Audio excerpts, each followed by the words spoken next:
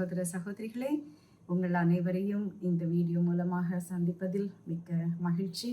உங்களுக்கு இயேசுவின் நாமத்தில் என்னுடைய வாழ்த்துதல்கள்.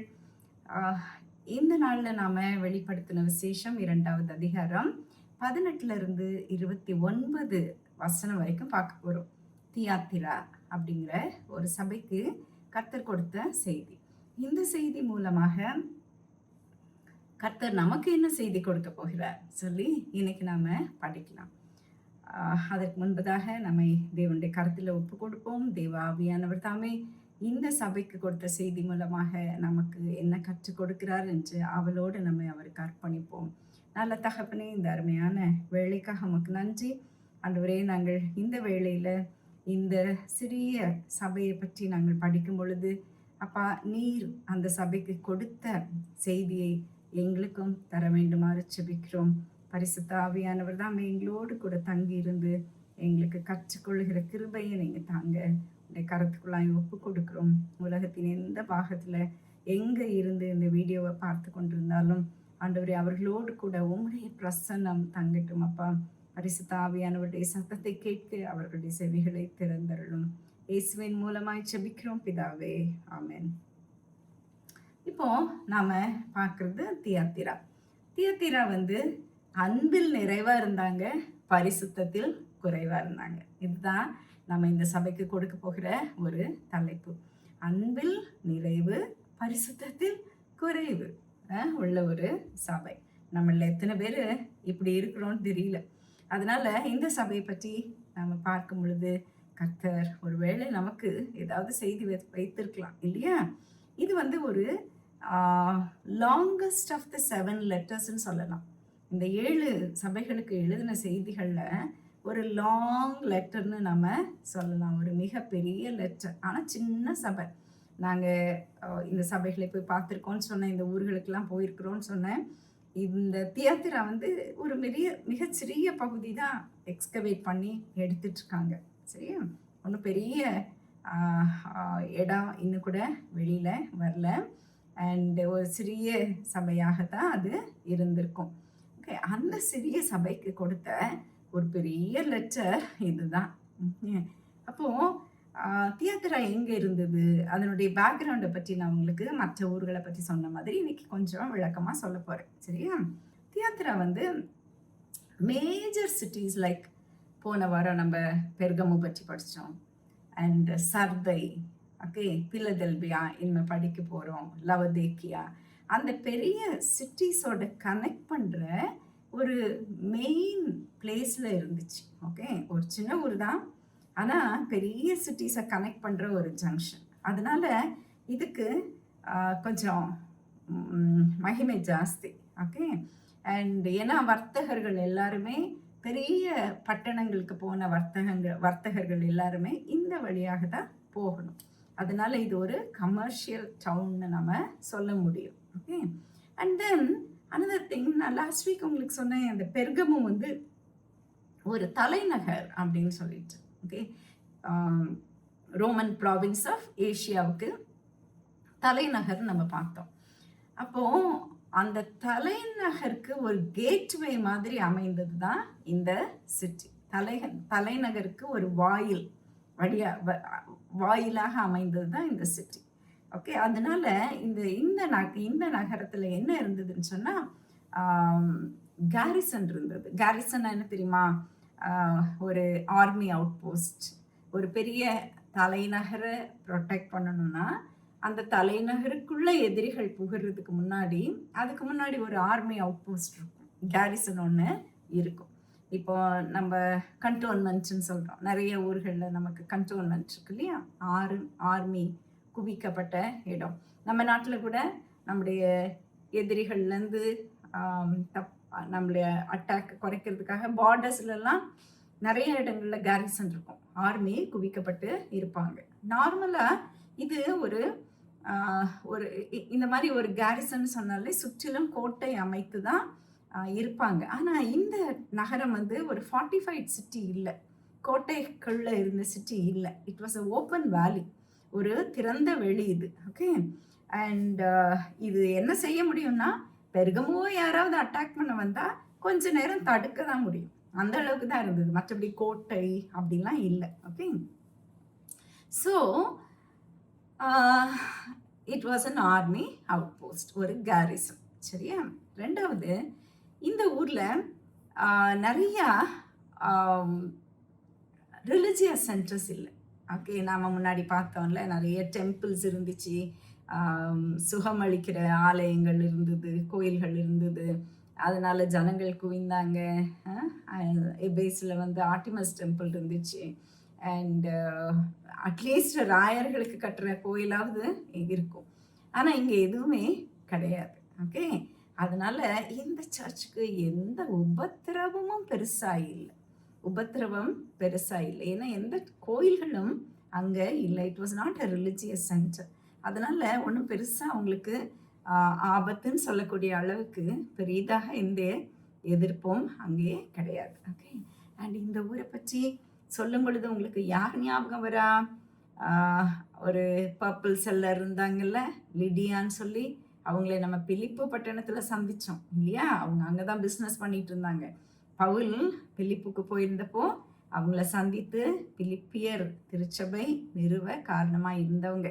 நாங்கள் அந்த பிலிப்பி பட்டணத்துக்கு போயிருந்தப்போ தான் அவங்க ஒரு இரத்த சாட்சியாக மறித்தாங்கங்கிற உண்மை எங்களுக்கு தெரிந்தது. அவங்க மாத்திரம் இல்லையா, அவங்களுடைய ஹோல் ஃபேமிலியே, லிடியாவுடைய முழு ஃபேமிலியுமே இரத்த சாட்சியாக அந்த ஊரில் மறித்தாங்கங்கிற உண்மை நாங்கள் பிலிப்புக்கு போயிருந்தப்போ தான் எங்களுக்கு தெரிந்தது. அண்ட் அவங்க இந்த தியாத்திரா ஊர்க்காரங்க தான். சரியா?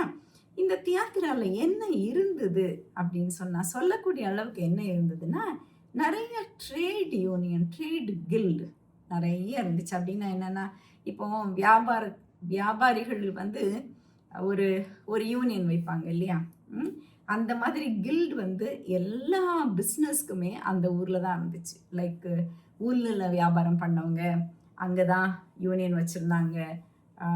கலர், நம்முடைய துணிகளுக்கு கலர் போடுறாங்கல்ல, அப்படி அந்த கலர் போடுற வியாபாரம் பண்ணவங்க, அப்புறம் லெதரில் வியாபாரம் பண்ணவங்க கில்டு அங்கே இருந்தது. லினன், பருத்தி இந்த வியாபாரம் பண்ணவங்க, பிரான்ஸு வெண்கலம் அண்ட் துணிமணிகள், அதுக்கப்புறம் ஈவன் பாட்ரியில் மண்பானைகள் செய்கிறவங்க. அது மாத்திரம் இல்லை, ஈவன் ஸ்லேவ் ட்ரேடர்ஸ் கூட, அடிமைகளை விற்றாங்க பாருங்க, அவங்களும் அங்கே தான் ட்ரேட் யூனியன் வச்சுருந்தாங்களாம். ஸோ ட்ரேட் கில்டு அங்கே நிறையா இருந்தது. இன்றைக்கி நம்ம யூனியன்னு சொல்கிறோம்ல, அந்த மாதிரி ட்ரேட் கில்டுன்னு நிறையா அங்கே இருந்தது. அப்போது அந்த ட்ரேட் கில்டில் என்ன பண்ணுவாங்களா, அந்த வியாபாரிகளுக்கெல்லாம் சேர்ந்து அவங்க கடவுளுக்கு நன்றி செலுத்துகிற மாதிரி என்ன பண்ணுவாங்களாம், விருந்து வைப்பாங்களாம்.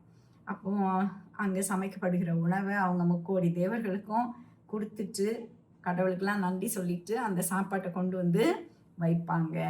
அப்போ அங்கே என்ன பிரச்சனை, இந்த காமன் மீல் ஒன்று விற்கிறவங்களுக்கு கொடுத்த காமன் மீல் இருக்கும் பார்த்தீங்களா, அதில் கிறிஸ்தவர்கள் போய் சாப்பிடலாமா கூடாதா, இந்த ஒரு கேள்வி அங்கே ஒரு பெரிய பிரச்சனையாகவே இருந்தது. நீ அதுக்கு போகலைன்னா சில நேரம் உன்னுடைய பிஸ்னஸ் போயிடும்.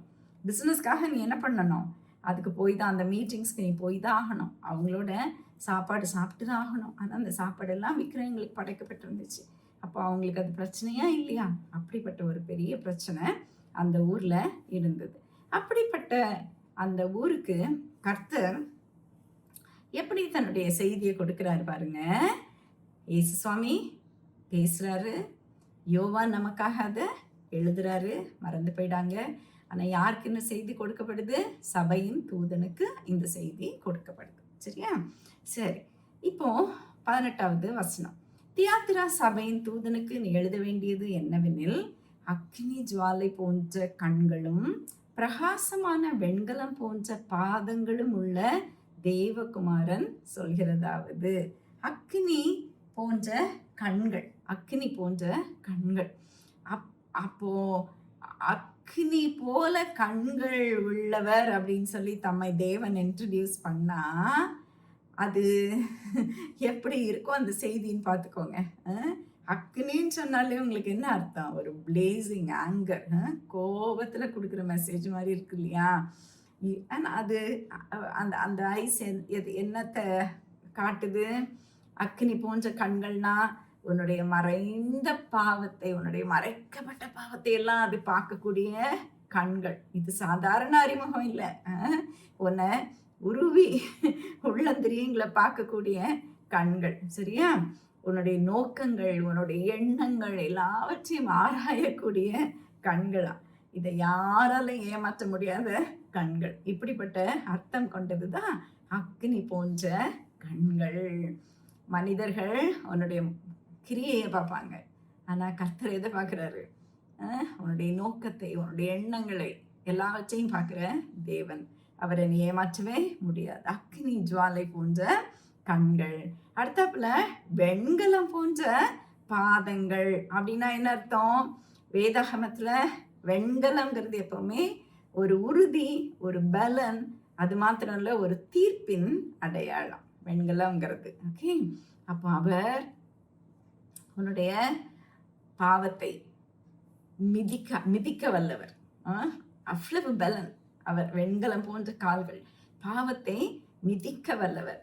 பொய்யான போதகம் உங்களுக்குள்ள இருந்ததுன்னா அதை நசுக்க வல்லவர்.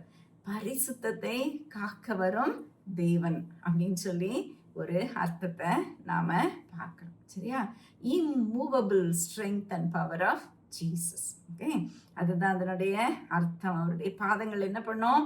எதிரிகளை, கள்ள போதகம் பண்ணுகிறவர்களை நொறுக்கும். ஓகே, அண்ட் இந்த மாதிரி ஆரம்பிக்கிற செய்தி எப்படி இருக்கும்?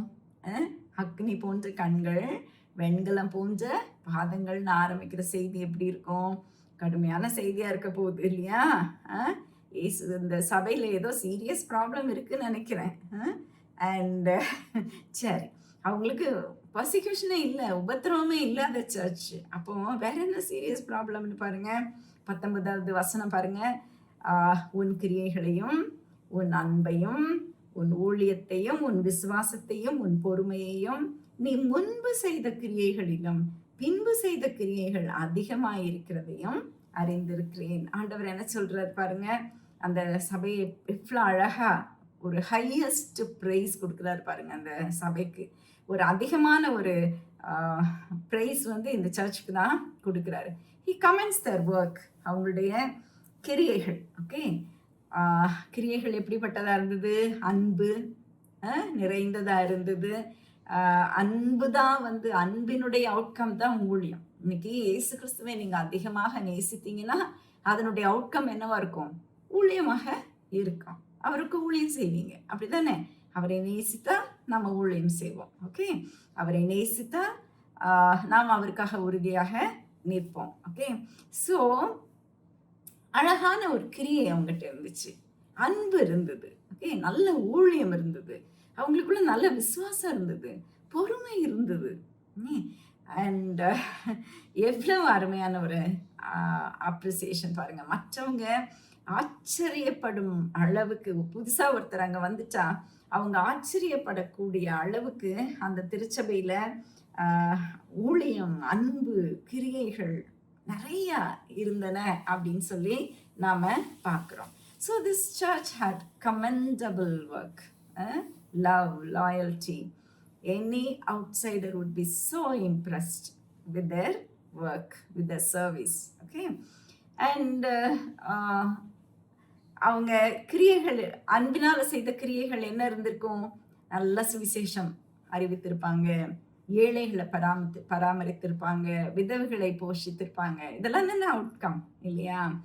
அண்ட் பொறுமையோட தங்களுடைய கிரியைகளை செய்திருப்பார்கள் அப்படின்னு சொல்லி நாம பார்க்கிறோம். சரியா? இந்த தியாத்திராக்கு கர்த்தர் எழுதுகிற இந்த லெட்டர், கர்த்தர் கொடுக்கிற இந்த செய்தி நமக்கு என்ன சொல்லுதுன்னு சொன்னா, கர்த்தர் எல்லாவற்றையும் பார்க்கிறார். ஓகே, நீ அவருக்காக செய்கிற எல்லா கிரியைகளையும் அவர் பார்க்கிறார். மனிதர் பார்க்கிற விதமாக அல்ல, மனிதர் பார்க்கிற விதமா இல்லை. மனுஷங்க வேற மாதிரி பார்ப்பாங்க, ஆனா கர்த்தர் he sees you differently, வேறு விதமாக உன்னை பார்க்கிறார். ஓகே, உன்னுடைய உள்ளத்தின் ஆழங்கள், உன்னுடைய உள்ளிந்திரியங்கள், உன்னுடைய உள்ளத்தின் ஆழத்துல மறைந்திருக்கிற அன்பு, நீ அவருக்காக ஊழியம் செய்யணுங்கிற ஒரு வாஞ்சை, எல்லாவற்றையும் பார்க்கறது யாரு? நம்முடைய தேவனாகிய கர்த்தரின் கண்கள் அப்படின்னு சொல்லி நாம பார்க்கிறோம். இந்த பிரகாசமான வெண்கலம் அப்படின்னு அவருடைய பாதத்தை பற்றி சொல்லியிருக்கு இல்லையா? அது ஆக்சுவலாக சாலமனுடைய ஆலயத்தில் அந்த பர்ன்ட் ஆஃபரிங் கொடுக்குற ஒரு ஆல்டர் இருந்ததுல, அது வந்து இந்த மெட்டலால் தான் செய்யப்பட்டிருந்துச்சாம். ஒரு ஷைனிங் மெட்டல், பிரகாசமான வெண்கலம். சாலமன் தன்னுடைய தேவாலயத்தில், தான் கட்டின தேவாலயத்தில் வெண்கலத்தில் தான் ஆல்டர் பண்ணியிருந்தாராம். ஓகே. அண்ட் அப்படிப்பட்ட கால்களை உடையவர் அப்படின்னு சொல்லி நாம் பார்த்துட்டோம். ஓகே. இப்போ கர்த்தர் அவருடைய கிரியைகள் முன்பு செய்ததை விட பின்பு அதிகமாக இருக்கிறதையும் அவர் நோட்டீஸ் பண்ணார். நீ முன்பு செய்த கிரியையிலும் பின்பு செய்த கிரியை அதிகமாய் இருக்குதுங்கிறத கர்த்தர் யாரு? தேவனாகிய கர்த்தர் பார்க்குறார். நீ உன்னுடைய குவாலிட்டி ஆஃப் ஒர்க், உன்னுடைய குவான்டிட்டி ஆஃப் ஒர்க் எல்லாத்தையும் கர்த்தர் பார்க்குறாரு. முன்னாடி என்ன செஞ்ச, இப்போ என்ன செய்கிற, உன்னுடைய கிரியை எப்படி இருக்குது, எல்லாவற்றையும் தேவனாகிய கர்த்தர் நோட்டீஸ் பண்ணுறாரு. அவருடைய கண்களுக்கு எதுவுமே தப்பி போகாது. ஓகே. அண்ட் நல்ல கிரியைகள் இருந்தது. ஆனாலும் கர்த்தர் அவர்களை பார்த்து என்ன சொல்கிறாரு? நீ உங்ககிட்ட ஒரு நல்ல கிரியைகள் இருக்குது, ஆனாலும் அவர்களிடம் குறை உண்டுன்னு சொல்லி 20வது வசனத்தில் சொல்கிறத பார்க்குறோம். 20வது வசனம் வாசிக்கிறேன். ஆகிலும் உன் பேரில் எனக்கு குறை உண்டு, என்னவெனில் தன்னை தீர்க்கதரிசி என்று சொல்லுகிற எசபேல் என்னும் ஸ்திரீயானவள் என்னுடைய ஊழியக்காரர் வேசித்தனம் பண்ணவும் விக்கிரகங்களுக்கு படைத்தவைகளை புசிக்கவும் அவர்களுக்கு போதித்து அவர்களை வஞ்சிக்கும்படிக்கு நீ அவளுக்கு இடம் கொடுக்கிறாய். ஓகே. நல்ல ஒரு திருச்சபை, நல்ல கிரியைகள், ஆனாலும் அவங்கக்கிட்ட பரிசுத்தம் இல்லை. பரிசுத்தம் இல்லைன்னா உன்னுடைய ஊழியத்தில் தேவன் திருப்தி அடைய மாட்டார். நீ பரிசுத்தம் இல்லாமல் போயிட்டு தேவனுக்காக நான் அதை செய்கிறேன், இதை செய்கிறேன், நான் தான் வர்ஷிப் லீட் பண்ணுறேன், நான் தான் அதை பண்ணுறேன், கர்த்தருக்கு உன் மேலே திருப்தியே கிடையாது. 7 சபைகள்லையும் மிகவும் அதிகமாய் பாராட்டப்பட்ட சபை இது. அவங்கக்கிட்ட இருந்ததெல்லாம் என்ன? நிறையா அன்பு, விசுவாசம், ஊழியம், பொறுமை. அண்ட் முன்பு செய்ததை விட இப்போ பின்பு நீங்கள் அதிகமாக செய்கிறீங்க. ஆனால் வளர்ந்து கொண்டே இருந்த ஒரு சபை. முன்னால் செய்ததை விட இப்போ உங்களுடைய ஒர்க் நிறையா இருக்குன்னு சொன்னால் என்ன அர்த்தம்? You're growing. ஒரு க்ரோயிங் சர்ச். ஆனால் ஒரு சபையில் கூட்டம் நிரம்பி இருக்கலாம், க்ரோத் இருக்கலாம், ஆட்கள் நிறையா வரலாம். ஏன்னா நீங்கள் போடுற மியூசிக்கு அதெல்லாம் அட்ராக்ட் பண்ணுது, ஆட்கள் நிறையா வரலாம். ஊழியம் கூட ஒருவேளை அதிகமாக இருக்கலாம். நீங்கள் பல இடங்களுக்கு போய் நல்ல ஊழியங்களை செய்யக்கூடியவங்களா இருக்கலாம், நல்ல இசை இருக்கலாம், பாடல்கள் அருமையாக இருக்கலாம், சமூக பணிகள் கூட நீங்கள் ஒருவேளை செய்கிறவங்களா இருக்கலாம். ஆனால் பாவத்தை சகித்து கொண்டிருப்பீர்களானால் அது கிறிஸ்துவின் சபை அல்ல, அது ஒரு club. It's not a church, it's a club.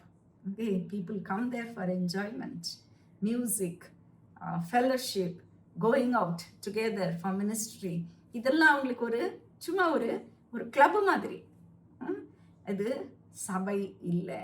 பாவத்தை சகித்து கொண்டிருக்கிற சபை ஒரு சபை இல்லைன்னு சொல்லி நாம் பார்க்குறோம். கர்த்தர் என்ன சொல்கிறாரு? ஆகிலும் உன் பேரில் எனக்கு ஒரு குறை உண்டு. என்ன குறை? தன்னை தீர்க்கதரிசி என்று சொல்லுகிற எசபேல் என்னும் ஸ்திரீயானவள் என்ன பண்றா? என்னுடைய ஊழியக்காரரை வேசித்தனம் பண்றா, விக்கிரகங்களுக்கு படைத்தவைகளை உண்ண பண்றா. ஓகே. அவர்களை வஞ்சிக்கிறாள். நீ அவர்களுக்கு இடம் கொடுக்கிறாய். சபை அப்படிப்பட்ட போதகர்களுக்கு இடம் கொடுக்கிறதை தேவன் கண்டிக்கிறார். ஓகே.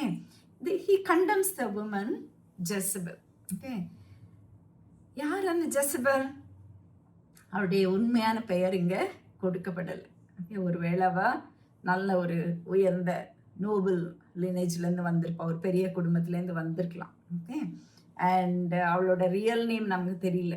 எசபேலுங்கிற பெயரோட தான் கர்த்தர் அவளை கூப்பிடுறாரு. அவளுடைய உண்மையான பெயர் இங்கே மறைக்கப்பட்டுருச்சு. ஓகே. அண்ட் அவள் தன்னை தீர்க்கதரிசின்னு சொல்லி கிளைம் பண்ணான். தீர்க்கதரிசின்னு சொல்லி கிளைம் பண்ணுறத பார்க்குறோம். நம்ம பார்த்தா பழைய ஏற்பாட்டில் நிறைய பெண் தீர்க்கதரிசிகள் இருந்தாங்க இல்லையா? அவங்களுக்கெல்லாம் தெரியும்ல. ஒரு சில பேர்களை ரீகலெக்ட் பண்ணுங்க. பழைய ஏற்பாட்டில் இருந்த பெண் தீர்க்கதரிசிகள் எத்தனை பேருக்கு தெரியுதுன்னு பார்க்குறேன். மிரியம் இருந்தாங்கல்ல, மோசேயின் சகோதரி. டெபோரா இருந்தாங்க. அப்புறம் ஹல்டான்னு ஒருத்தர் இருந்தாங்கல்ல, ஹுல்தாள் அப்படின்னு இருக்கும் நம்ம தமிழில்.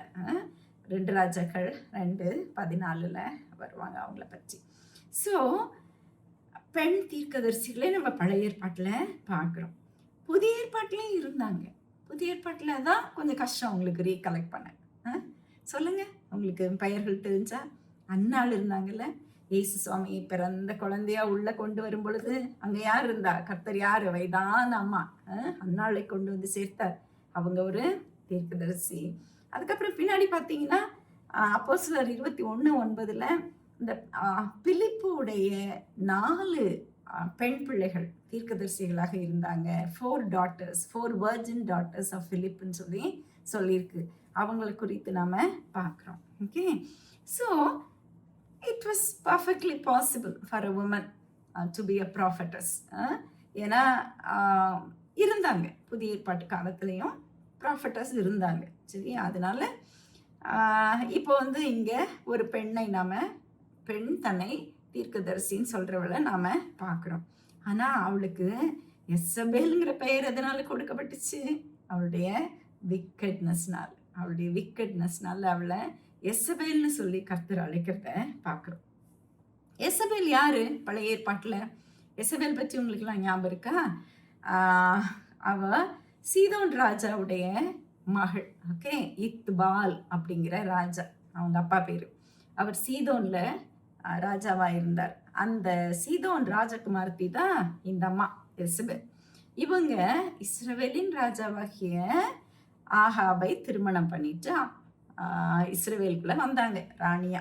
ஓகே, அண்ட் அந்த சீதோன் அப்படின்னு சொன்னா இன்னைக்கு பிரசன்ட் லெபனான். ஓகே, இன்னைக்குள்ள வார்த்தைங்க சொன்னா உங்களுக்கு தெரியும். லெபனான், இஸ்ரவேல் பக்கத்துல லெபனான் ஒரு நாடு இருக்குல்ல, அதுதான் அன்னைக்கு சீதோன்னு அழைக்கப்பட்டுச்சு. சரியா? ஸோ இந்த லேடி உள்ள வரும் பொழுதே அவங்களுடைய சீதோனியரின் தேவனாகிய பாகால அப்படியே உள்ள கொண்டு வந்துட்டாங்க. 800 தீர்க்கதரிசிகள், பாகாலின் தீர்க்கதரிசிகள் இஸ்ரவேலுக்குள்ள கொண்டு வரப்பட்டாங்க. அந்த அம்மா உள்ள வரும் பொழுதே அவ எல்லாரையும் பாகாலை வணங்க வைத்தா. ஆகாப் அவளுக்கு ஒரு கைபொம்மை மாதிரி இருந்தாரு. ஆகாபையும் பாகாலை வணங்க வைத்தா. அவளுடைய பெயர் ஃபேமஸ் ஆனதுக்கு காரணம் என்ன தெரியுமா? அவளுடைய விக்கெட்னஸ். அவள் மேனிப்புலேட் பண்ணது. நாபோத்தோட அந்த வெனியாட திராட்சை தோட்டத்தை எவ்வளோ மேனிப்புலேட் பண்ணி வாங்கினா ஞாபகம் இருக்கா? அண்ட் அவனை கடைசியில் மர்டர் பண்ணிட்டு அந்த தோட்டத்தை தன்னுடைய புருஷனுக்கு வாங்கி கொடுத்தா இல்லை? அது மாத்திரம் இல்லை, லேட்டர் அவ எல்லா தீர்க்கதரிசிகளையும், கர்த்தருடைய தீர்க்கதரிசிகள் எல்லாரையும் கொலை பண்ணினா. அதுலேயும் அவளுடைய பேர் ரொம்ப ஃபேமஸ் இல்லையா? அண்டு ஏகாப் வந்து ஒரு சப்மிசிவ் திங். அவன் என்ன செஞ்சாலும் பார்த்துட்டு இருந்தார். சின்ன பிள்ளை மாதிரி அவள் மேனிப்புலேட் பண்ணி நாபத்துடைய தோட்டத்தை வாங்கி கொடுத்ததும் ரொம்ப சின்ன பிள்ளை மாதிரி அதை வாங்கிக்கிட்டு ரிஜாய்ஸ் பண்ணிட்டு இருந்தாப்புல. ஓகே, அண்ட் ஸோ யார் அவளை எதிர்த்தாலும் அவளை என்ன பண்ணிட்டா? அவங்கள அவ கொல்லக்கூடியவளாக இருந்தா. யாரு கர்த்தருடைய ஜனங்கள் அவளை யாரை எதிர்த்தாலும் அவங்கள உடனே கொன்னுடுவா அப்படின்னு 1 ராஜாக்கள்ல நம்ம வாசிக்கிறோம். ஓகே, அந்த உமனோட தான் இந்த தியாத்திரா லேடிய கர்த்தர் கம்பேர் பண்றா. ஓகே, தன்னை ஒரு தீர்க்கதரிசின்னு சொன்னா, and she was misleading God's people to compromise with the world, with idolatry and ஒரு செக்ஷுவல் இம்மாரலிட்டிக்குள்ள அவங்கள நடத்தினா. அதனால அவளை எசபேல்னு சொல்லி கர்த்தர் சொல்றத பார்க்குறோம். சரியா? அண்ட் அவளோட டீச்சிங் என்னவா இருந்தது? அந்த சபைக்குள்ள அவளுடைய டீச்சிங் என்னவா இருந்தது? பெர்கமுல வந்து துன்புறுத்தல் இருந்துச்சு, ஆனா இங்க துன்புறுத்தல் இல்லை. ஓகே, உபத்திரவம் இல்லை தியாத்திரவில். ஆனா அதுக்கு பதிலாக இங்க என்ன இருந்தது? காம்ப்ரமைஸ் இருந்தது. ஓகே, அதை கொண்டு வந்தது தான் அந்த எசபேல். ஓகே, அவ ஒரு பொய் தீர்க்கதரிசி. ஓகே, நல்ல ஒரு இன்ஃப்ளூயன்ஷியல் லீடர் ஆனா. நல்ல ஒரு செல்வாக்கு அவளுக்கு. அண்டு உலகத்தோடு ஒத்து போக அவ கற்றுக் கொடுத்தா. ஜனங்க ஈஸியாக அதை ஃபாலோ பண்ண ஆரம்பிச்சிட்டாங்கன்னு சொல்லி நாம் பார்க்குறோம். Okay, so what was a teaching? She was teaching and arguing within the church. அதை திருச்சபை பொறுத்துட்டு இருந்துச்சு. தே வர் டாலரேட்டிங் இட். அவ டீச் பண்ணுறா, போதிக்கிறா, உள்ள ஆர்கியூ பண்ணுறா. இன்கேஸ் ஜனங்க யாராவது இது தப்பு இல்லையா அப்படின்னு கேட்டால் உடனே ஆர்கியூ பண்ணுறா. இதை திருச்சபை பொறுத்து கொண்டிருந்தது. ஓகே, அவ என்ன சொல்லி கொடுக்குறா? ஆவிக்குரிய வேசித்தனத்தை அவ கற்றுக் கொடுத்து கொண்டு இருந்த. ஆவிக்குரிய வேசித்தனம்னா என்ன? விக்கிரகங்களோடு ஒத்து போகிறது, விக்கிரகத்துக்கு படைத்தவைகளை உண்றது, அல்லது பல விதமான வேசித்தனம் இருக்கு. ஆவிக்குரிய வேசித்தனம் சொல்லும் பொழுதே கர்த்தருக்கு கொடுக்க வேண்டிய மகிமையை நம்ம வேற யாருக்காவது கொடுத்தோம்னா அதுவே ஒரு ஆவிக்குரிய வேசித்தனம் தான். ஓகே, இவைகளை அவ அந்த ஜனங்கள் பண்ணும்படியாக அவங்களுக்கு கற்றுக் கொடுத்து கொண்டிருந்தா. விக்கிரகங்களுக்கு படைக்கப்பட்ட உணவை உண்ணும்படியாக அதில் ஒன்றும் தப்பு இல்லை அப்படின்னு சொல்லி அவங்கள ப்ரெஷர் கொடுத்துட்டு இருந்தா. ஏன்னா அது கடவுளுக்கு நன்றி செலுத்தப்பட்ட உணவு தானே, அதனால நீங்கள் என்ன பண்ணலாம், அதை நீங்கள் உண்ணலாம். அங்கே நீங்கள் போகலைன்னா உங்களுக்கு வேலை போயிடும், மறந்து போயிடாதீங்க. அதனால வேலை வேணும்ல உங்களுக்கு, உங்கள் குடும்பத்தெல்லாம் காப்பாற்ற, அதனால இதெல்லாம் சாப்பிட்டுக்கோங்க, ஒன்றும் பிரச்சனை இல்லை அப்படின்னு சொல்லி அவங்கள என்கரேஜ் பண்ணிட்டு இருந்தா. தென் இந்த மாதிரி டெம்பிளில் ஃபீஸ்ட் வைக்கும்போது இந்த கில்டு வந்து என்ன பண்ணுவாங்க, கோயில்களில் தான் இந்த ஃபீஸ்ட்டை, இந்த விருந்து அரேஞ்ச் பண்ணுவாங்க. இந்த மாதிரி கோயில்களில் ஃபீஸ்ட் வைக்கும்போது நம்ம போகலாமா வேண்டாமா அப்படின்னு அநேகருக்கு கேள்விகள் இருந்துச்சு. ஆனால் இவ என்ன சொன்னா, அதெல்லாம் பரவாயில்ல, நீங்கள் போங்க அப்படின்னு. இது வந்து புதுசாக உள்ள வந்த கிறிஸ்தவர்களை குழப்பிச்சு. ஓகே, ஒருவேளை பழைய கிறிஸ்தவர்கள், உறுதியாக இருந்த கிறிஸ்தவர்களை ஒருவேளை இது ஒன்றுமே பண்ணியிருக்காது. ஆனால் புதுசாக வரவங்க என்ன பண்ணாங்க, ஓ அவங்களே போகிறாங்க அப்போ நானும் போகலாம் அப்படின்னு சொல்லி என்ன பண்ண ஆரம்பித்தாங்க, போக ஆரம்பித்தாங்க. ரொம்ப குழப்பி விட்டுட்டு இருந்தா. அவருடைய செய்தி என்ன, வியாபாரத்துக்காக விட்டு கொடுங்க, அண்டு அதில் என்ன தப்பு இருக்குது, கொஞ்சம் விக்கிரகத்துக்கு இடம் கொடுத்தா என்ன தப்பாயிடும், நம்ம வியாபாரத்துக்காக தானே நம்ம பண்ணுறோம் அப்படின்னு சொல்லி அவங்கள என்ன பண்ணா, அவங்கள குழப்பி விட்டதை பார்க்குறோம். உலக மதிப்புகளை, உலக ஆசைகளை சபைக்குள்ள அவ கொண்டு வந்ததை நாம் பார்க்குறோம். சரியா? அப்போஸ்தலர்கள் 15வது அதிகாரத்தில் 22வது வசனத்தில் தெளிவாக கற்றுக் கொடுத்திருந்தாங்க. ஏன்னா இளம் விசுவாசிகளை இது இடர்களுக்குள்ளாக நடத்தும்னு சொல்லி அப்ஸ்டெயின் ஃப்ரம் ஈட்டிங் த மீட்னு சொல்லி கொடுத்துருந்தாங்க. Okay, meet offer to the idols. சரியா? விக்கிரகங்களுக்கு படைக்கப்பட்ட உணவை நீங்கள் உண்ண வேண்டாம், ஏன்னா அதன் மூலமாக நீ மற்றவர்களுக்கு இடரலாக இருப்பாய் அப்படின்னு சொல்லி அவங்க கற்றுக் கொடுத்துருந்தாங்க, செய்ய வேண்டாம்னு கற்றுக் கொடுத்துருந்தாங்க. ஓகே, அது தெரிஞ்சும் இந்த எசபேல் என்ன பண்ணா, அது பரவாயில்ல, அது பரவாயில்ல, இன்னைக்கு நம்ம சூழ்நிலை தானே நம்ம பார்க்கணும் அப்படின்னு சொல்லி பேசினதை நாம் பார்க்குறோம். இன்னைக்கு நம்மோடு கூட எசபேல் எப்படி பேசுகிறார்? இன்னைக்கும் நம்மோடு கூட எசபேல் பேசி கொண்டு தான் இருக்கிறா. எப்படி பேசுகிறா? இன்னைக்கு நம்மளை பாருங்க, அன்னைக்கு உள்ள சபையை நம்ம ஜட்ஜ் பண்ணுறதுக்கு முன்னாடி இன்னைக்கு நம்முடைய நிலைமையை பாருங்க, இன்னைக்கு ப்ரெசண்ட் சுச்சுவேஷனை யோசித்து பாருங்க. நாம் என்ன செஞ்சிட்ருக்கோம், அங்கே போகலைன்னா எனக்கு பிஸ்னஸ் போயிடும், இதில் பார்ட்டிசிபேட் பண்ணலைன்னா எனக்கு வேலை போயிடும், இதெல்லாம் பண்ணா இதை கூடவா கர்த்தர் கண்டுக்க போகிறாரு? ஒன்றும் இல்லை, நான் முன்னாடி வீட்டிலேருந்து ஒரு ஜோம் பண்ணிட்டு கிளம்பி போயிடுறேன், இதில் எல்லாம் நான் பார்ட்டிசிபேட் பண்ணாதான் என்ன அங்கே அக்செப்ட் பண்ணுவாங்க, சொல்கிறோம்ல இல்லையா? அண்டு ஒரு நம்மளுடைய பிஸ்னஸை ஃப்ளரிஷ் பண்ணுறதுக்காக நாம் என்ன பண்ணுறோம், இந்த மாதிரி ஃபெல்லோஷிப் ஸ்கூலெல்லாம் போகிறோம் இல்லை? இப்படி நம்ம பண்ணலாமா? இதுதான் எசபேலுடைய டீச்சிங். ஓகே, எல்லாரும் செய்கிறாங்க, நீயும் செய், ஒன்றும் தப்பு இல்லை. பிஸ்னஸ்க்கு இது தேவை, அதனால் ஒன்றும் பிரச்சனை இல்லை. இந்த கம்பெனியில் நீ வேலை செய்யணும்னா இதெல்லாம் செஞ்சு ஆகணும், இதில் பிரச்சனையே இல்லை. இந்த மாதிரி காம்ப்ரமைசஸ்லாம் பண்ணாமல் இந்த உலகத்தில் வாழவே முடியாதுப்பா. இந்த உலகத்தில் வாழணும்னா இப்படி தான்ப்பா இருக்கணும். சண்டே மாத்திரம் பரிசுத்தமாக இருந்துட்டா போதும், வேலைக்கு போகிற நாட்கள்லாம் இதெல்லாம் பற்றி யோசிக்காத. இதெல்லாம் தான் தியாத்திராவின் ஆவி, இசபெலுடைய ஆவி அங்கே கற்றுக் கொடுத்து கொண்டிருந்ததை நாம பார்க்கிறோம். ஓகே. அண்ட் அவ ஸ்பிரிச்சுவல் இன்ஃபிடெலிட்டி மாத்திரம்தான் சொல்லி கொடுத்தாளா? ஆவிக்குரிய வேசித்தனத்தை மாத்திரம்தான் சொல்லி கொடுத்தாளா? அது அப்படித்தான் இருந்துச்சா, அல்லது அதுக்கு மேலேயும் ஏதாவது இருந்ததா அப்படின்னு சொல்லி பார்த்தா 24வது வசனத்துல ஒரு வார்த்தை இருக்கு. சாத்தானுடைய ஆழங்கள் என்று சொல்லுகிறார்களே, சாத்தானுடைய ஆழங்கள் என்று அவர்கள் சொல்கிறார்களேன்னு ஒரு வார்த்தை இருக்கு 24வது வசனத்துல. They seem to know the depths of Satan. What is that? Depths of Satan.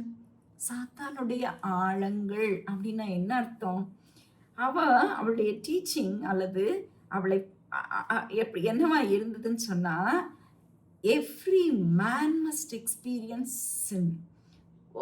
ஒவ்வொரு மனுஷனும் எல்லா விதமான பாவத்தையும் முதல்ல அனுபவிக்கணும். அனுபவிச்சாதான் நான் இந்த பாவத்தை நான் விட்டுட்டேன், நான் இந்த பாவத்தை விட்டுட்டேன். அதை அனுபவிக்க முன்னாடி நீ எப்படி சொல்ல முடியும் நான் இதை விட்டுட்டேன்னு சொல்லிட்டு? ஸோ எல்லாவற்றையும் நீ அனுபவிக்கணும். அனுபவித்தால்தான் நீ எப்படி சாட்சி சொல்லலாம்? நான் இந்த பாவம் செஞ்சேன், இதை நான் ருசி பார்த்தேன், பட் இதை நான் கர்த்தருக்காக விட்டுட்டேன் அப்படின்னு நீ சொல்லணும்னா நீ எல்லா பாவத்தையும் அனுபவிக்கணும். This was the teaching. Okay. பாவம் செய்வது நம்முடைய டியூட்டியாம், நம்ம கடமையாம். பாவம் செய்யாவிட்டால், அனுபவிக்காவிட்டால் அதிலிருந்து நாம எப்படி விலகி இருக்க முடியும் அப்படின்னு சொல்லி ஒரு டீச்சிங் இருந்தது. So Jezebel was teaching that it was duty to sin. பாவம் செய்கிறது ஒவ்வொரு தனி மனிதனின் கடமை. நம்ம பாவம் சொல்றோமே, அந்தந்த காரியங்கள்லாம் செய்யறது நம்முடைய கடமையாம். அந்த கடமையை நம்ம செஞ்சாதான் நாம் அதுல இருந்து விலகிட்டோம் அப்படின்னு சொல்லி ஒரு ஸ்டேட்மெண்ட் நம்மளால சொல்ல முடியும். Okay. And so there was no teaching about ethical moral standard, and she was teaching that everybody should taste every kind of sin. எல்லா விதமான பாவங்களையும் நாம ருசி பார்க்கணும்னு சொல்லி அவ சொல்லி கொடுத்து கொண்டிருந்ததை நாம பார்க்கிறோம். ரோமர் 12:2 என்ன சொல்லுது? Be not conform to this world. இல்லையா? இந்த உலகத்தோடு ஒத்த வேஷம் தரிக்காம நம்ம எப்படி இருக்கணுமா? But be transformed by the renewing of your mind. உன்னுடைய மனம் மறுரூபமாகணும். உன்னுடைய மனம் புதிதாகணும், மறுரூபமாகணும். அதுதான் நம்முடைய கிறிஸ்தவ வாழ்க்கை. ஓகே. ஒருவன் 2 எஜமானுக்கு ஊழியம் செய்யவே முடியாது. மத்தேயுல கர்த்தர் சொல்கிற விதமாக 2 எஜமான்களுக்கு நீ ஊழியம் செய்ய முயற்சி பண்ணாது. உலகத்துக்கும் கடவுளுக்கும் நீ ஊழியம் செய்யணும்னு பார்த்தா it will be a total failure. Okay. கர்த்தருடைய பெனிட்ரேட்டிங் ஐஸ், அக்னி போன்ற கண்கள் உன்னை பார்த்துட்டு இருக்கு. எதை பார்க்குது? மனுஷன் முகத்தை பார்ப்பான். கர்த்தருடைய கண்களோ உன்னுடைய உள்ளிந்திரியங்களை பார்த்துட்டு இருக்கு, உள்ளத்துல இருக்கிற எண்ணங்களை பார்க்குது. நீ பரிசுத்தத்தை விரும்புறியா அல்லது உன்னுடைய மனம் தடுமாறுதா? இதெல்லாம் பார்க்கறது யாரு? கர்த்தருடைய அக்னி போன்ற கண்கள், அக்னி ஜுவாலை போன்ற கண்கள் உன்னுடைய உள்ளந்திரியத்தை பார்க்குது. உன்னுடைய தாயை ஏமாற்றலாம், உன்னுடைய மனைவியை ஏமாற்றலாம், உன்னுடைய பிள்ளைகளை ஏமாற்றலாம்.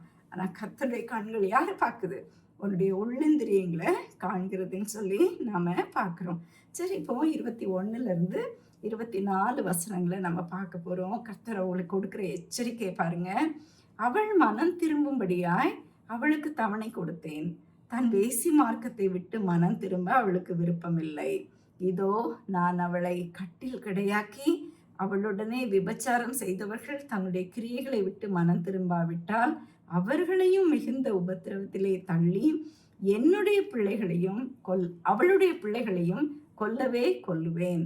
அப்பொழுது நானே உள்ளேந்திரியங்களையும் இருதயங்களையும் ஆராய்கிறவன் என்று எல்லா சபைகளும் அறிந்து கொள்ளும். அன்றியும் உங்களில் ஒருவனுக்கும் உங்கள் கிரியைகளின் ஒவ்வொருவனுக்கும் உங்கள் கிரியைகளின்படி பலனளிப்பேன்.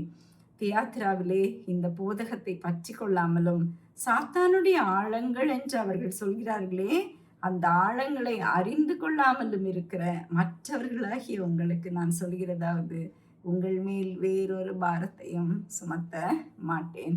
ஏன்னா ஒரு அருமையான ஒரு காரியம் பாருங்க. அவளுக்கு ஒரு வார்னிங் கொடுக்குறாரு. If she does not repent, அவள் என்ன பண்ணுவாரா? கட்டில் கிடையாக்குவேன்னு சொல்றாரு. அவள் மனம் திரும்பும்படியா அவளுக்கு நான் தவணை கொடுத்துட்டேன்.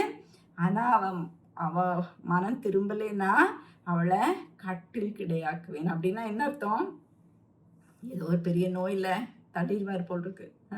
ஷில் பி பெட் ரெடன்ங்கிற மாதிரி ஆண்டவர் சொல்றாரு. அவ கட்டில உளுந்துருவா. அப்படின்னா என்ன அர்த்தம்?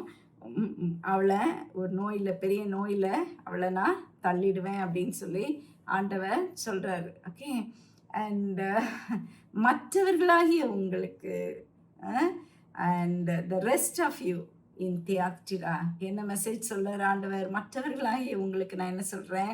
உங்கள் மேல் வேறொரு பாரத்தையும் நான் சுமத்த மாட்டேன். அவளையும் அவளை சார்ந்தவர்களையும் நான் பனிஷ் பண்ணுவேன். ஆனால் மற்றவர்களாகிய உங்களுக்கு நான் வேறொரு பாரத்தையும் கொடுக்க மாட்டேன்னு சொல்லி ஆண்டவர் சொல்றத நாம பார்க்குறோம். நிறைய பேர் நம்ம கிறிஸ்தவ வாழ்க்கையை ஒரு ஹெர்மிட் லைஃப் போல, நம்ம அப்படி இருக்கக்கூடாது இப்படி இருக்கக்கூடாதுன்னு சொல்லி டீச் பண்ணுவாங்க. இல்லை, உங்களுக்கு ஒரு பாரத்தையும் கொடுக்க மாட்டேன்னு சொல்லி ஆண்டவர் சொல்றாரு. நீ சுதந்திரமாக நீ வாழ முடியும். மனம் திரும்பும்படி அவளுக்கு தவணை கொடுத்தேன். இது கர்த்தருடைய கிருபை. கர்த்தருடைய கிருபையினால அவளுக்கு இன்னும் சான்ஸ் கொடுக்குறாரு. ரைட் நவ் இந்த மெசேஜை கொடுக்குற டைம்ல அவள் கட்டிலுக்கு கிடையே ஆகலை. ஓகே, அவள் பெட்ரிடன் ஆகலை. இது தேவனுடைய கிருபை, மகா பெரிய கிருபை. உடனே தண்டிக்கல, வாய்ப்பு கொடுக்குறாரு, காத்திருக்கிறாரு. அவளும் மனம் திரும்புவான்னு சொல்லி கர்த்தர் காத்திருக்கிறார். ஆனா அவள் மனம் திரும்பவில்லை. அதனால இப்போ ஜட்ஜ்மெண்ட்டை ப்ரொனவுன்ஸ் பண்றாரு. இது ஒரு பெரிய சத்தியம். வேதத்துல நம்ம தேவனை குறித்து பார்க்குற ஒரு பெரிய காரியம் இது. தேவனுடைய பொறுமையை நாம அனுமதின்னு சொல்லி ஒரு நாளும் எண்ணக்கூடாது. தேவன் நம்மகிட்ட பொறுமையா இருக்கிறார். ஓகே, கர்த்தர் கண்டுக்கல. அதனால நான் செய்யறதெல்லாம் சரின்னு சொல்லி மாத்திரம் ஒரு நாளும் யோசிராதீங்க. கர்த்தருடைய பொறுமையை ஒரு நாளும் நீ தவற கணக்கு போடாது. அவர் தண்டிக்காமல் இன்னைக்கு இருக்கிறாரானா அது அவருடைய கிருபை. அவருடைய கிருபையினால உன் மேல பொறுமையா இருக்கிறார். அதை நீ அட்வான்டேஜ் எடுக்காத. தயவுசெய்து மனம் திரும்பு. தேவனுடைய பொறுமையை அவர் எனக்கு பர்மிஷன் கொடுத்துட்டாரு, நான் செய்யறதெல்லாம் அவர் கண்டுக்கிறது இல்லை, பரவாயில்ல நான் அப்படியே வாழ்ந்துட்டு போறேன் அப்படின்னு மாத்திரம் யோசிச்சுட்டு நெவர் கண்டினியூ இன் சின். தயவுசெய்து விட்டு மனம் திரும்பு அப்படின்னு சொல்லி இந்த இடத்துல நாம ஒரு பெரிய உண்மையை நாம பார்க்குறோம். ஓகே, 25வது வசனம் என்ன சொல்லுது பாருங்க. உங்களுக்குள்ளதை நான் வருமளவும் பற்றி கொண்டிருங்கள் அப்படின்னு சொல்லி சொல்றத நாம பார்க்குறோம். சரியா? இந்த உங்களுக்குள்ளதை நான் வருமளவும் பற்றி கொண்டிருங்கள். எசபேலுக்கும் அவளுடைய ஃபாலோவர்ஸ்க்கும் அவளுடைய போதனையை பெருசா பிடிச்சிக்கிட்டு வாழ்ந்துட்டு இருந்தாங்களே, அவங்களுக்கும் கட்டில் கிடையாக்கி அவளுடனே விபச்சாரம் செய்தவர்கள் தங்கள் கிரியைகளை விட்டு மனம் திரும்பாவிட்டால் அவர்களையும் உபத்திரவத்துல தள்ளுவேன்னு சொல்றாரு. ஓகே, இது எதனால பண்றேன்னு சொல்றாரு? இத அவர் செய்யும் பொழுது நானே உள்ளிந்திரியங்களையும் இருதயங்களையும் அறிந்து ஆராய்கிறவர் என்று எல்லா சபைகளும் அறிந்து கொள்ளும். ஓகே, இது what is the purpose? To honor Jesus. Okay, then all the churches will know that I am the one who searches hearts and minds. இதை எல்லாரும் அறிந்து கொள்ளணும். அதுக்காக நான் என்ன பண்ணுவேன்? இவங்களை சர்ச் பண்ணுவேன்னு சொல்லி சொல்றத நாம பார்க்குறோம். No burden will be imposed on them. அவங்க மேல வேற எந்த பாரத்தையும், மற்றவர்கள் மேல எந்த பாரத்தையும் வைக்க மாட்டேன் அப்படின்னு சொல்லி அவருக்கு உண்மையா இருக்கிறவர்களை பற்றி அவர் சொல்கிறத பார்க்கிறோம். தியாத்திராவிலே இந்த போதகத்தை பற்றி கொள்ளாமலும் சாத்தானுடைய ஆழங்கள் என்று சொல்கிறார்களே, அந்த ஆழங்களை அறிந்து கொள்ளாமலும் இருக்கிற மற்றவர்களாகிய உங்களுக்கு நான் சொல்கிறதாவது, உங்கள் மேல வேறொரு பாரத்தையும் வைக்க மாட்டேன். God doesn't put extreme burdens on us. Okay, அவரிடத்துல வரும் பொழுது நம்முடைய பாரம் லகுவாகும். அவர் நம்ம மேல எந்த பாரத்தையும் சுமத்துபவர் அல்ல. நீ சந்தோஷமாக வாழணும்னு சொல்லி அவர் விரும்புகிறார். உன்னுடைய குடும்பத்தோடு, உன்னுடைய பிள்ளைகளோடு நீ சந்தோஷமாக வாழலாம். உன்னை ஒரு சாமியார் வாழ்க்கைக்கு அவர் அழைக்கல, ஒரு ஹார்மிட் வாழ்க்கைக்கு ஒன்று அழைக்கல. உனக்கு சந்தோஷமான ஒரு வாழ்க்கையை கொடுப்பேன்னு சொல்லி கர்த்தர் சொல்கிறார். மற்றவர்களாகிய உங்களுக்கு ஒரு சந்தோஷமான வாழ்க்கையை கொடுக்குறேன்னு சொல்றாரு. 25 இருந்து 29 வரைக்கும் பாருங்க. உங்களுக்குள்ளதை நான் வருமளவும் பற்றி கொண்டிருங்கள். ஜெயம் கொண்டு முடிவு பரியந்தம் என் கிரியைகளை கை கொள்கிறவன் எவனோ அவனுக்கு நான் என் பிதாவினிடத்தில் அதிகாரம் பெற்றது போல ஜாதிகள் மேல் அதிகாரம் கொடுப்பேன். அவன் இருப்புக்கோலால் அவர்களை ஆளுவான். அவர்கள் மண்பாண்டங்களைப் போல நொறுக்கப்படுவார்கள். வெடிவள்ளி நட்சத்திரத்தையும் அவனுக்கு கொடுப்பேன். உலகத்தோடு ஒத்து போகாதவர்களுக்கு கர்த்தர் கொடுக்கிற மகிமையான வாக்குத்தத்தத்தை பாருங்க. என்ன சொல்றாரு? ஒண்ணுதான் கேட்கிறாரு, நான் வருமளவும் உங்களுக்குள்ளதை பற்றி கொண்டிருங்க. நான் வருமளவும் உங்களுக்குள்ளதை பற்றி கொண்டிருங்க. இது ஒண்ணுதான் சொல்றாரு. புதுசா நீங்க எதையும் தேடி ஓட வேண்டாம். நீங்க ஆல்ரெடி கேட்டீங்களே, அறிந்தீங்களே, உங்களுடைய உள்ளத்துல ஏற்றுக்கொண்டீங்களே, அந்த சத்தியத்தை நீங்க பற்றி கொண்டிருங்கள் அப்படின்னு சொல்லி அவர் சொல்றத பார்க்குறோம். அதுக்கப்புறம் அவர் 2 வாக்குத்தத்தங்களை அவங்களுக்கு கொடுக்குறாரு. அப்படி நீ பற்றி கொண்டு உண்மையாக நீ கேட்ட சத்தியங்களை பற்றி கொண்டு இருக்கும் பொழுது கர்த்தர் உனக்கு கொடுக்குற வாக்குத்தத்தம் என்னவா? என்னை எப்படி உன்னை வழி நடத்துவாராம் பாரு. சங்கீதம் 2வது அதிகாரத்துல 8-9 வசனங்கள்ல சொல்லப்பட்டிருக்க மாதிரி, இன்னைக்கு நீங்க துன்பப்படுவீங்க, நாளைக்கு நீங்க அவரோடு ஆளுகை செய்வீர்கள். அண்ட் டு த ஓவர்கமர் ஆண்டவர் என்ன சொல்றாரு பாருங்க, you will rule over the enemies and rain with him அப்படின்னு சொல்லிட்டு, ஒரு அத்தாரிட்டி டு ரூல், ஒரு ஆளுகை செய்ய முடியாத அதிகாரத்தை உனக்கு கொடுப்பேன்னு சொல்லி ஆண்டவர் சொல்றாரு. அடுத்தபடி என்ன சொல்றாரு? விடிவெள்ளி நட்சத்திரத்தை கொடுப்பேன்னு சொல்றாரு. விடிவெள்ளி நட்சத்திரத்தையும் அவனுக்கு கொடுப்பேன். விடிவெள்ளி நட்சத்திரம்னா என்ன அர்த்தம்? மார்னிங் ஸ்டார், விடிவெள்ளி நட்சத்திரம். Jesus is the bright morning ஸ்டார்னு சொல்லி இதே புஸ்தகம் வெளிப்படுத்தின விசேஷம் 22வது அதிகாரத்துல நாம பார்க்கிறோம். அப்ப விடிவெள்ளி நட்சத்திரம்னா யாரு? நம்முடைய கர்த்தராகிய இயேசு கிறிஸ்து. சோ விடிவெள்ளி நட்சத்திரத்தையும் கொடுப்பேன்னு சொன்னா நமக்கு கிறிஸ்துவனுடைய பிரசன்னம். Okay, and we will not lose him again. We will be with them all the time in heaven and rejoice. இல்லையா? இன்னைக்கு பரலோகத்துல நமக்கு கர்த்தர் ஒரு பெரிய வெகுமதி வச்சிருக்கிறாரு. அந்த வெகுமதி பரலோகம் இல்லை. அந்த பெரிய கிஃப்ட் பரலோகம் இல்லை, கிறிஸ்து தான், இயேசு தான். அவருடைய பிரசன்னம், அவரோடு இருக்கிற ஒரு கிருபை தான் நமக்கு ஒரு கிஃப்ட்.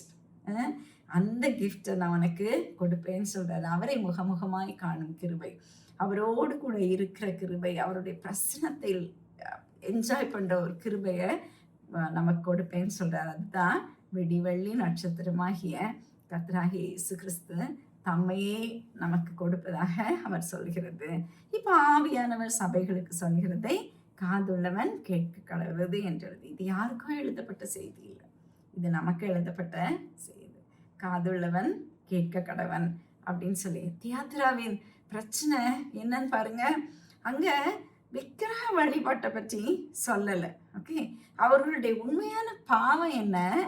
பரிசுத்தத்தை விட்டுட்டு கம்ஃபர்ட்டை அவங்க தேடினாங்க. அதுதான் அங்க பிரச்சனை. பரிசுத்தத்தை விட கம்ஃபர்ட்டை அவங்க சூஸ் பண்ணாங்க. அதுதான் அவங்களுடைய பிரச்சனை. அவங்களுக்கு சபையை இழக்கிறதுக்கும் இஷ்டம் இல்லை, வியாபாரத்தை இழக்கவும் இஷ்டம் இல்லை. அதனால என்ன பண்ணாங்க? 2க்கும் நடுவில் ஒரு காம்ப்ரமைஸை கொண்டு வந்துட்டாங்க. ஸோ இந்த கில்டு நடத்துகிற ஃபெஸ்டிவலுக்குலாம் போவேன், சாப்பிடுவேன், அங்கே போகும்பொழுது அவங்கள மாதிரியே இருப்பேன், அவங்களோட எல்லாத்துக்கும் ஒத்து போயிடுவேன், கில்டு மெம்பராக இருப்பேன். சபைக்கு வரும்பொழுது சபை மெம்பராகவே இருப்பேன், அங்கே எல்லாமே செய்வேன். ஓகே, சபையையும் இழக்க மாட்டேன், வியாபாரத்தையும் இழக்க மாட்டேன். இந்த காம்ப்ரமைஸை தான் நம்ம பார்க்குறோம். பரிசுத்தத்தை விட கம்ஃபர்ட், அவங்களுடைய வியாபாரத்தை குறித்த கம்ஃபர்ட் அவங்களுக்கு, அதை அவங்க சூஸ் பண்ணுறத நாம் பார்க்குறோம். ஓகே, அதனால அவங்க உலகத்தையும் தேவனையும் ஒரே நேரத்தில் பிடிக்கிறதுக்கு ட்ரை பண்ணாங்க. ஆனால் இயேசு கர்த்தராகிய இயேசு கிறிஸ்து தெளிவா சொன்னார், 2 எஜமான்களுக்கு உன்னால ஊழியம் செய்ய முடியவே முடியாதுன்னு சொல்லி. ஓகே. அண்ட் இதுதான் தியாத்ராவின் தியாத்ரா சபைக்கு கர்த்தராகிய இயேசு கொடுத்த செய்தி. உங்களுக்கு நான் ஒவ்வொரு சபையினுடைய முடிவுலையும் அந்த சபையும் நம்முடைய திருச்சபை காலத்தையும் குறித்து நான் உங்களுக்கு சொல்லிட்டு வரேன் இல்லையா. நம்முடைய ஏர்லி சர்ச் பீரியட் வந்து இந்த 7 சபைகளின் காலமாக பிரிக்கப்பட்டிருந்துச்சு. ஓகே. அப்படி பிரிக்கப்பட்டதுல இந்த சபையின் காலம் அப்படின்னு சொல்லப்படுறது 606வது வருஷம் கிறிஸ்துவுக்கு பின்னால AD 606லேருந்து 1520 வரைக்கும் 1520 வரைக்கும் ஆல்மோஸ்ட் 1000 வருஷம். ஓகே.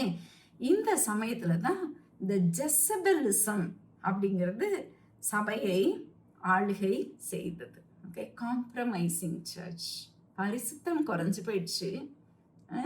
ஊழியம் என்னமோ நிறைய செய்யற மாதிரி செஞ்சாங்க, ஆனா பரிசுத்தம் குறைவுபட்ட காலம். இந்த காலத்துல சபைக்குள்ள வந்தது படங்களும் சிலைகளும் சிலை வணக்கமும் உள்ள வந்தது. ஓகே. அண்ட் சபையினுடைய போதனை எசபேலின் போதனை மாதிரி ஆயிடுச்சு. திருச்சபையின் போதனை எசபேலின் போதனை போல ஆயிடுச்சு. I hope you understand my words. வேத வார்த்தைகளை விட சபையின் போதனை வல்லமை பெற்றதாக இருந்தது. ஓகே. வேத வார்த்தைகள் நம்மை போல சாமானியர்கள் கையில கொடுக்கப்படல.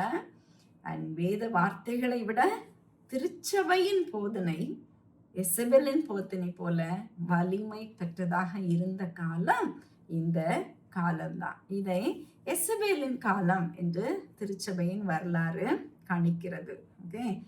அண்ட் சபை எசபேலின் பாத்திரத்தை எடுத்துக்கொண்டது. ஓகே. அண்ட் சாதாரண மக்கள் கைக்கு வேதமே கிடையாது. Okay. This is a time, this time is called Jezebelism rule the church அப்படின்னு சொல்லி நம்முடைய சர்ச் ஹிஸ்ட்ரியில் இந்த காலத்தை கணிக்கிறாங்க. சரியா.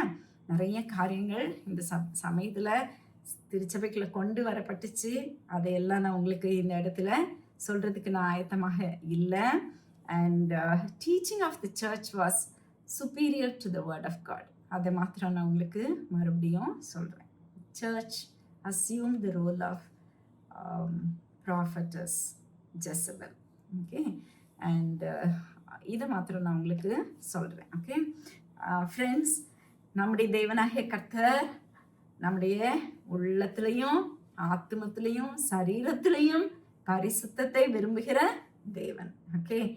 நான் பரிசுத்தராயிருப்பது போல நீங்களும் பரிசுத்தராயிருங்கன்னு சொல்லி கர்த்தர் சொல்றாரு. நம்முடைய குணமே நாம தேவனை விட்டு விலகி போக எத்தனையோ வழிகள் நமக்கு முன்னால வரும். நாம் வேலை செய்கிற இடத்துல, நாம் மற்றவர்களோடு பேசிட்டு இருக்கிற இடத்துல, பழகிற இடத்துல, சபையில், வெளியில் உள்ள சங்கங்களில், அல்லது உன்னுடைய கம்பெனியில் எத்தனையோ காரியங்கள் உன்னை தேவனை விட்டு வழி விலக செய்யக்கூடிய காரியங்கள் உன் முன்னால வரும். ஓகே. நீ அன்பிலையும் ஊழியத்திலையும் வளர்வது போதாது, பரிசுத்தத்துல வளரணும். பரிசுத்தத்துல நீங்க காம்ப்ரமைஸ் பண்ணவே கூடாது. உலகத்தோடு ஒத்து போகும் வாழ்க்கை வாழ்ந்துட்டு இருப்பீங்களான்னா கடைசியில கிறிஸ்துவை இழந்து போவீங்க. ஜெயம் கொள்கிறவர்களுக்கு யாரை கொடுப்பாரா? அவர் தம்மையே கொடுப்பார். விடிவெள்ளியாக தம்மை கொடுப்பார். அவரோடு கூட ஆளுகை செய்யக்கூடிய அளவுக்கு நமக்கு ஒரு ப்ரிவிலேஜையும் கர்த்தர் கொடுப்பேன்னு சொல்லி சொல்றத நாம பார்க்குறோம். கிறிஸ்துவாகிய அவரையே நாம ஒரு கிஃப்டா பெற போறோம். விடிவெள்ளியாகிய அவரையே நாம் ஒரு கிஃப்டா பெறணும்னு சொன்னா நம்முடைய பரிசுத்தத்தை ஒரு நாளும் காம்ப்ரமைஸ் பண்ணவே கூடாது. ஓகே. உலகத்தையும் தேவனையும் சேர்த்து திருப்தி பண்ண ஒரு நாளும் நினைக்க வேண்டாம். ஒவ்வொரு நாளும் நம்மை அவருடைய சமூகத்தில் ஒப்பு கொடுத்து வாழும் பொழுது அவருடைய பிரசன்னம் நமக்கு நிரந்தரமாக கிடைக்கும். ஜெயமுள்ள வாழ்க்கையை கர்த்தர் கொடுப்பார். எந்த விதத்திலையும் தயவுசெய்து காம்ப்ரமைஸ் பண்ணிடாத, எதற்காகவும் காம்ப்ரமைஸ் பண்ணிடாத. நான் வருமளவும் உங்களுக்குள்ளதை நான் வருமளவும் பற்றி கொண்டிருங்கள். இது கர்த்தர் இன்னைக்கு உன்னை பார்த்து சொல்கிற ஒரு வார்த்தை. உங்களுக்குள்ளதை நான் வருமளவும் பற்றி கொண்டிருங்கள். நீ கேட்டது, நீ விசுவாசித்தது, நீ பெற்றுக்கொண்டது நான் வருமளவும் பற்றி கொண்டது. எதற்காகவும் அதை விட்டுறாத. உன்னுடைய பரிசுத்தத்தை காம்ப்ரமைஸ் பண்ணாதன்னு சொல்லி கர்த்தர் இந்த தியாத்திரா சபையின் மூலமாக உங்களோடு பேசுகிறார். தேவனுடைய வார்த்தை உங்களோடு கூட பேசியிருக்குமானா இந்த வேளையில உங்களை தேவனுக்கு ஒப்பு கொடுத்து ஒரு நிமிஷம் ஜெபம் பண்ணுங்க. தேவன் தாமே உங்களை ஒவ்வொருவரையும் தேவ வார்த்தைகள் மூலமாக ஆசீர்வதிப்பாராக. ஆமென்.